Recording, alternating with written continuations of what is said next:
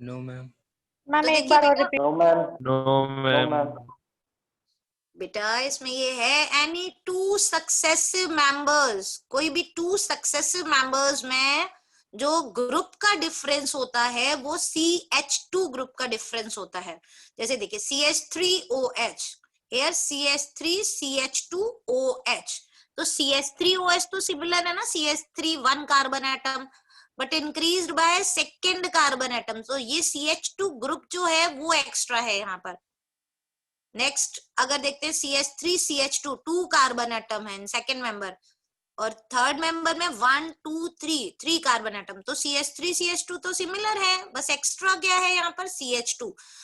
तो any two successive members, successive means continuous, जो लगातार है, नेबरिंग एटम्स में CH2 ग्रुप का डिफरेंस होता है बाय ग्रुप, बाय एटम्स।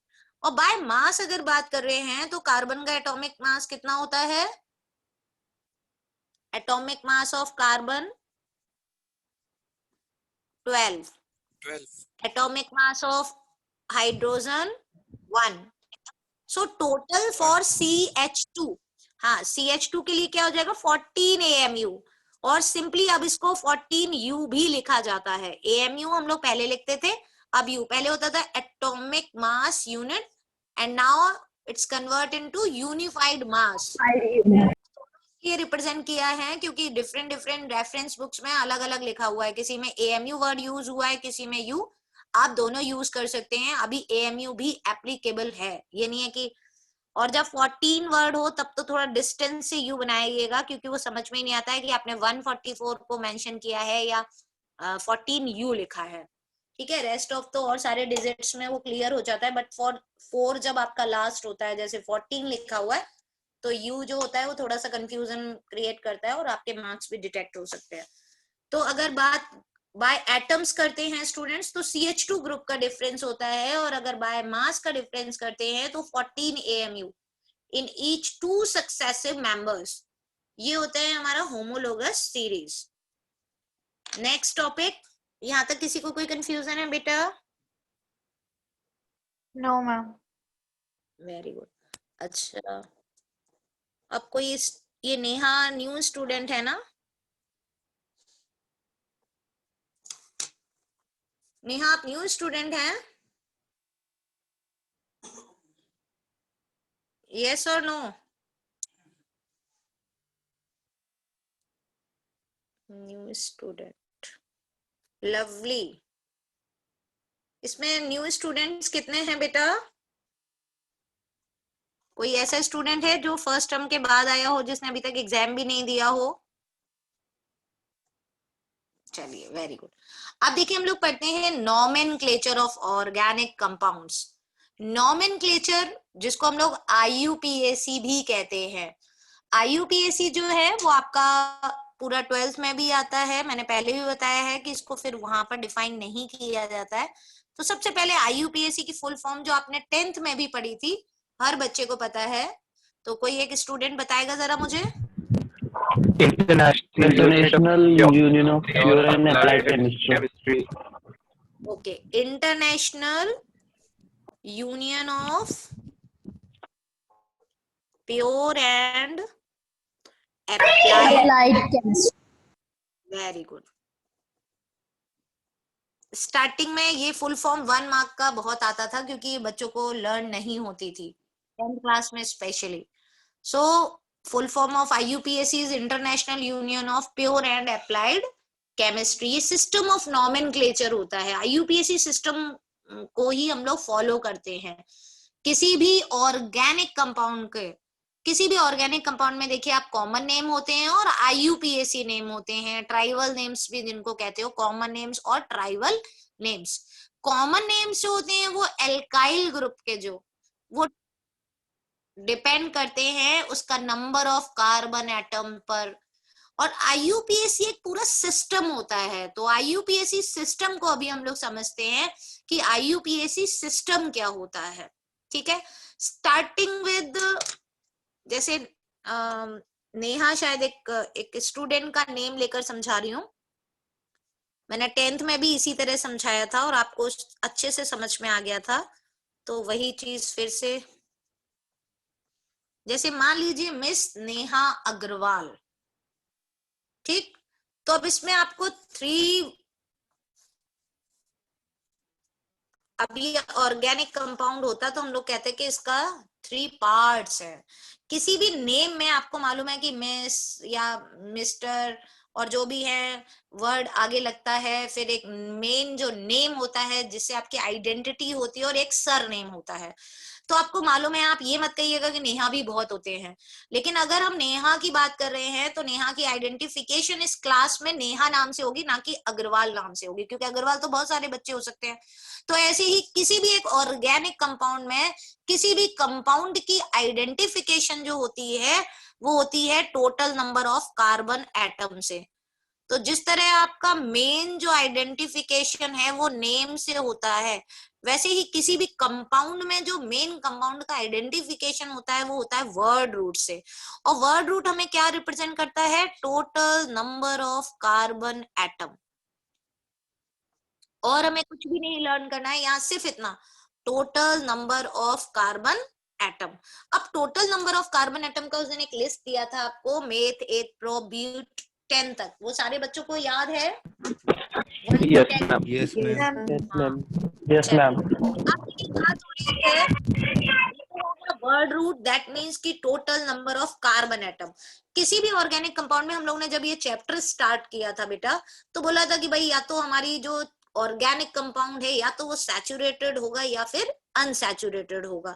तो ये जो सैचुरेटेड और अनसैचुरेटेड वाली बात हो रही है, इसको भी क्लासिफाई करना पड़ेगा, नेम से ही हमें सब कुछ पता चल जाएगा। तो जैसे हम लोगों का ये सर नेम होता है, वैसे ही वर्ड रूट के ऑलवेज, कभी आपने देखा मिस अग्रवाल नेहा हम लोग नहीं लिखते हैं, हम लोग हमेशा नेहा अग्रवाल ही लिखते हैं। तो वैसे ही वर्ड रूट से पहले कभी भी सफिक्स नहीं आएगा, ऑलवेज उसके बाद ही आएगा। तो सबसे पहले आप लोग वर्ड रूट लिखेंगे और वर्ड रूट के बाद आप वर्ड यूज करते हैं सफिक्स। अब अगर बात कर रहे हैं सफिक्स की, तो मैंने आपको क्या बोला कि सफिक्स क्या करता है? सैचुरेशन और अनसैचुरेशन को रिप्रेजेंट करता है। लेकिन अभी अभी हम लोगों ने होमोलोगस सीरीज में पढ़ा था कि अल्कोहल फैमिली भी हो सकती है, एमाइन फैमिली भी हो सकती है। तो सफिक्स, मैम आपकी वीडियो रुक गई।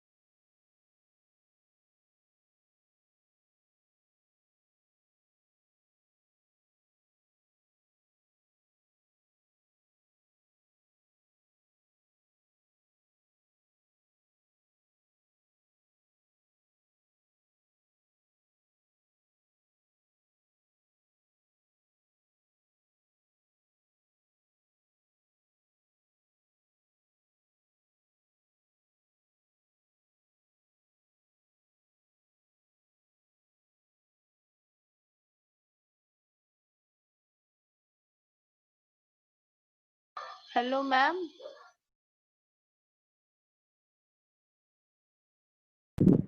मैम चली गई ना? नहीं बेटा आ गए। वो उसमें पता नहीं क्या हीटअप हो गया था फोन अपने आप ही, फिर ऑफ हो गया, फिर अपने आप ही, फिर उसको रीज्वाइन करना पड़ा। चलो, आज इसमें सुबह से ही प्रॉब्लम आ रहा है फोन में। चलो ठीक है बेटा, तो इतना, इसमें तो कोई कंफ्यूजन नहीं है ना आपको बेटा? वर्ड नो रूट में और मैम, सफिक्स में कोई कंफ्यूजन है बेटा किसी को? No ma'am. No ma'am. देखिए, अब बात No, हो रही है ma'am. बेटा सफिक्स की। तो देखिए अभी हमने दो वर्ड यूज किए थे, दो टर्म यूज किए थे, saturation unsaturation and family representation, यानी कि फंक्शनल ग्रुप भी होना चाहिए और सैचुरेशन अनसैचुरेशन होना चाहिए। तो on the basis of these two suffix को हमने क्या कर दिया? क्लासिफाइड कर दिया। अब कैसे क्लासिफाइड कर दिया? एक मैंने बोल दिया primary suffix and second one is secondary suffix. Always primary suffix हो गया और सेकेंडरी सफिक्स हो गया। अब हमें क्या याद रखना है इसमें कि ऑलवेज प्राइमरी सफिक्स जो होता है वो ओनली हमारा सैचुरेशन और अनसैचुरेशन को ही रिप्रेजेंट करता है। दैट मीन्स कि primary suffix always be ane, ene and yne, rest of nothing. केवल एन, इन और आइन ही होगा प्राइमरी सफिक्स, क्योंकि ये हमारा क्या रिप्रेजेंट कर रहा था बेटा, सैचुरेशन और अनसैचुरेशन। और सैचुरेशन अनसैचुरेशन में सिर्फ आपने दो ही चीजें अभी तक पढ़ी हुई हैं, या तो वो एन होगा, इन होगा, या फिर आइन होगा। ठीक है, अब बात हो रही है बेटा सेकेंडरी सफिक्स हमें क्या रिप्रेजेंट करता है। तो सेकेंडरी सफिक्स हमें रिप्रेजेंट करता है बेटा फंक्शनल ग्रुप। अब फंक्शनल ग्रुप का क्योंकि अभी हमने बहुत ही सारे फंक्शनल ग्रुप नहीं पढ़े हैं, तो इसके बाद अभी पढ़ाए जाएंगे, तब आपको समझ में आएगा। फॉर एग्जाम्पल, जैसे मान लीजिए अगर हमारा अल्कोहल है तो हमें सफिक्स ऑल यूज करना पड़ेगा, ऑलवेज। अगर हमारा एल्डिहाइड है तो हमें एल यूज करना पड़ेगा, ऑलवेज। तो जैसे मान लीजिए वर्ड रूट आपका ब्यूट है तो ब्यूटेनल, ब्यूटीनल, ब्यूटाइनल, इस तरह से आप लोग इसको यूज करेंगे। अभी तो उसका एप्लीकेशन बाद में, पहले स्टार्टिंग में इंट्रो तो समझ लीजिए कि क्या होते हैं टर्म्स के नॉलेज। तो वर्ड रूट क्या हो गया बेटा, total number of carbon atom. Primary suffix क्या हो गया, सैचुरेशन अनसैचुरेशन।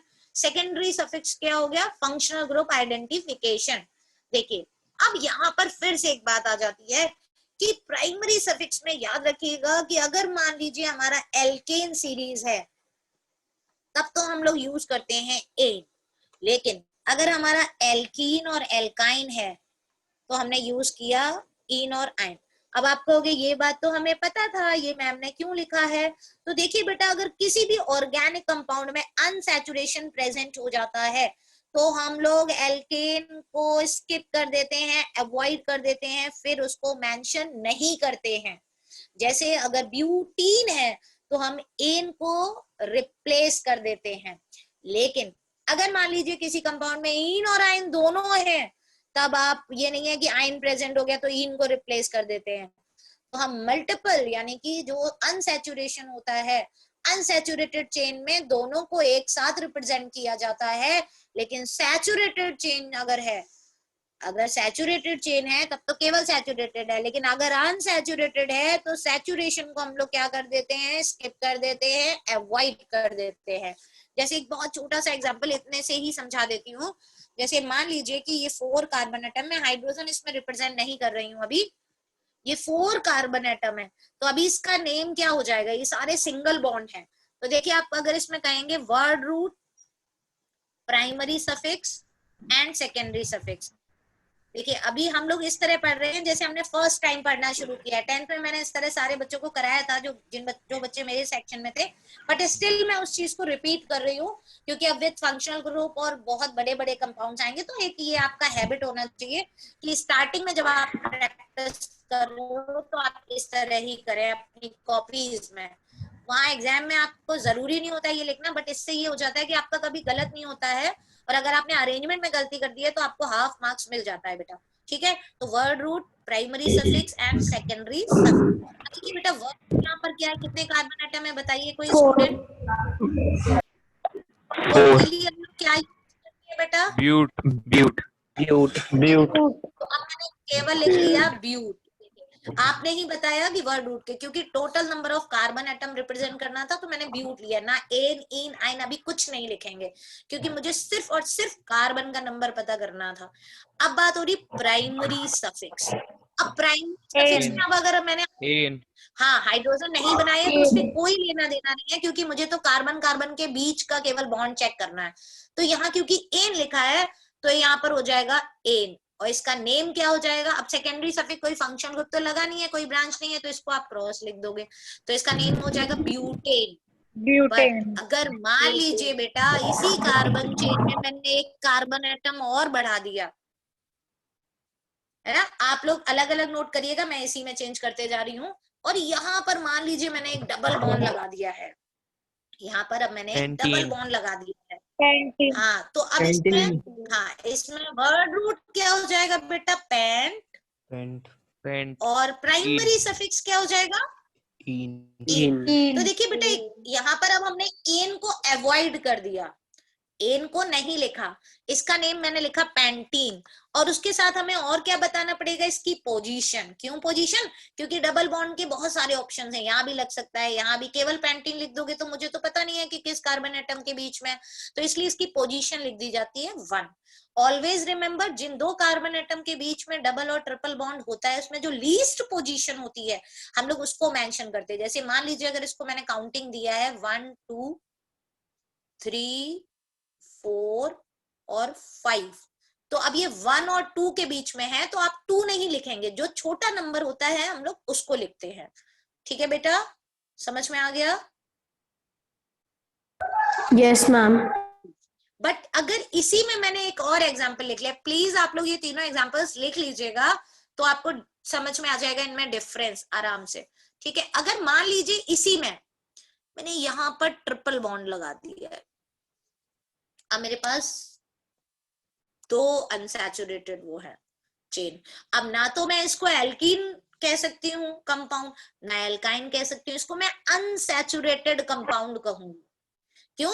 क्योंकि इसमें तो दोनों ही प्रेजेंट है, इन भी प्रेजेंट है और आयन भी प्रेजेंट है। ठीक है ना? समझ में आया बेटा?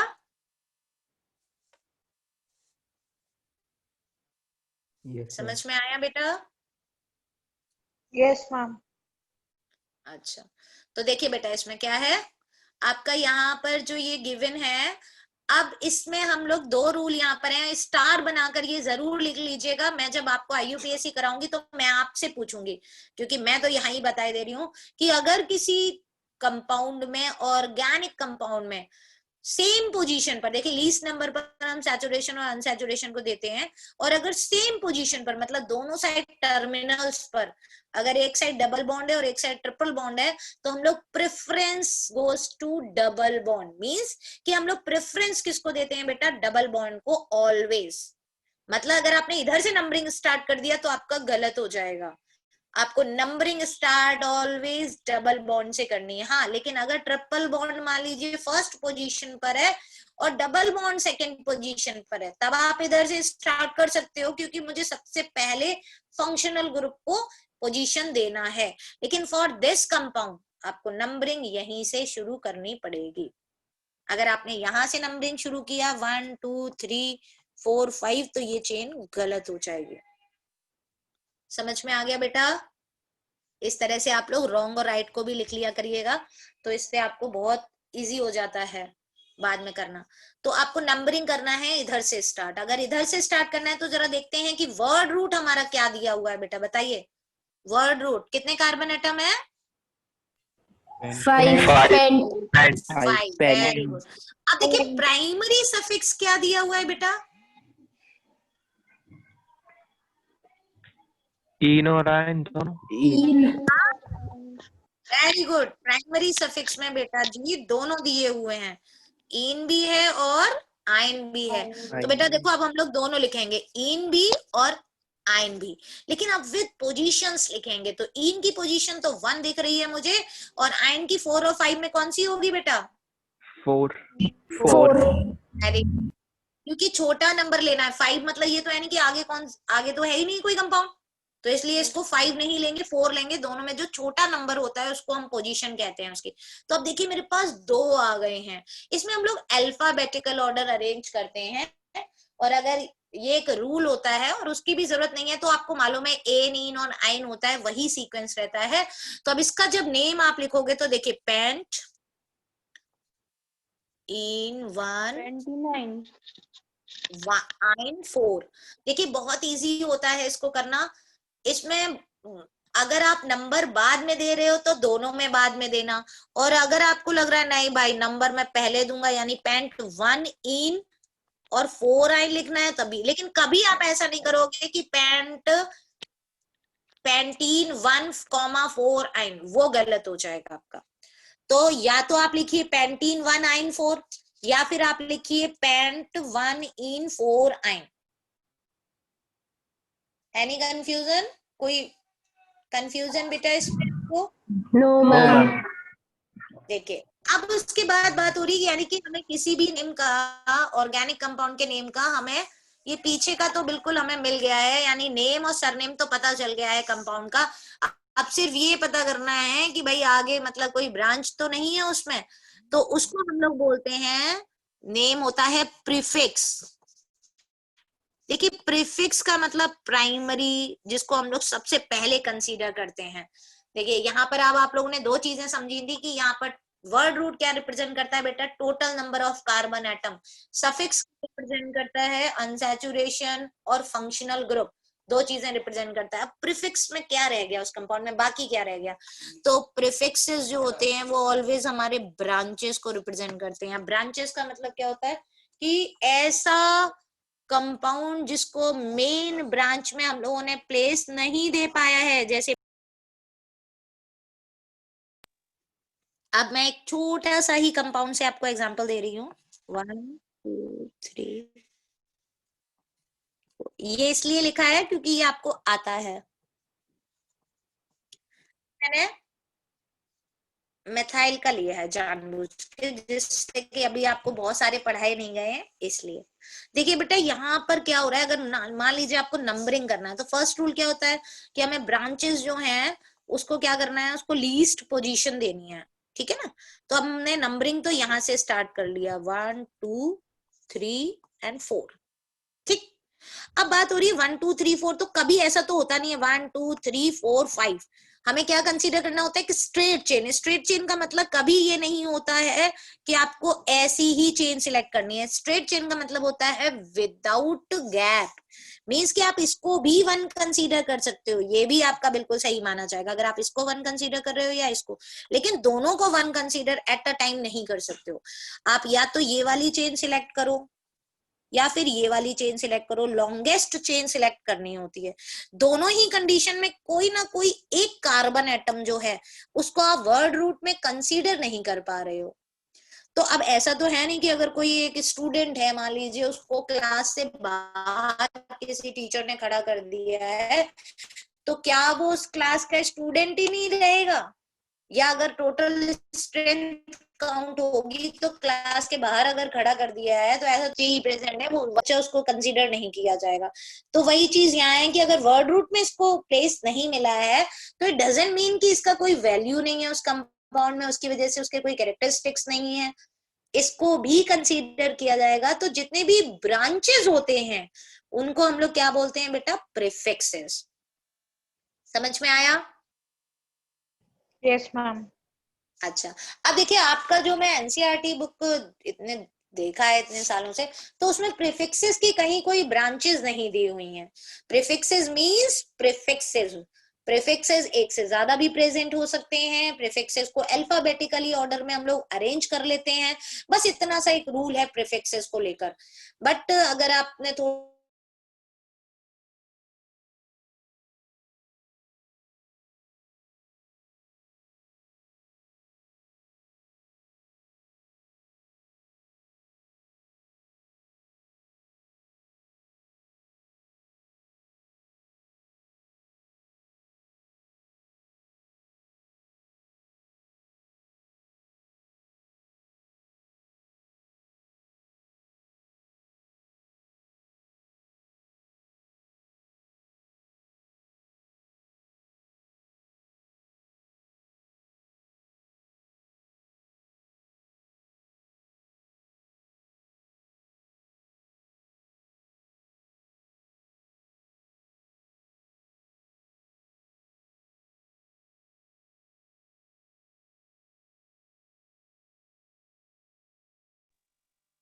मैम फिर से चली गई।